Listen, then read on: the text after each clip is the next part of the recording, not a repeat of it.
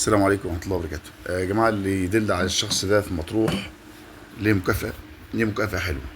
الراجل ده امبارح بالليل أخد حاجات من محل شاليهات المحافظة، يقدر ثمنها بفلوس كتير في فيديو، لكن كاميرا المراقبة مش جايبة.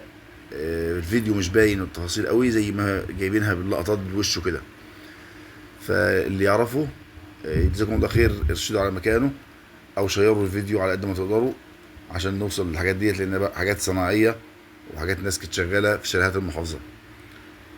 فجزاكم الله خيرا. الفيديو هتشوفوه حالا.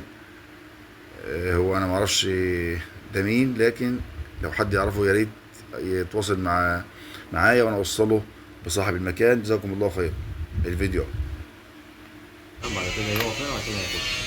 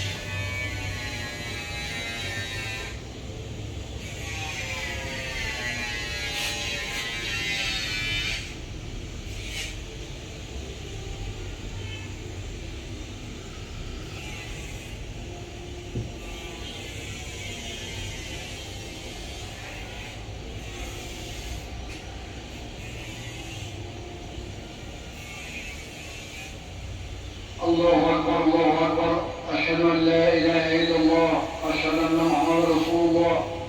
حي على الصلاة، حي على الفلاح، قد قام الصلاة قد قام الصلاة. الله أكبر الله أكبر، لا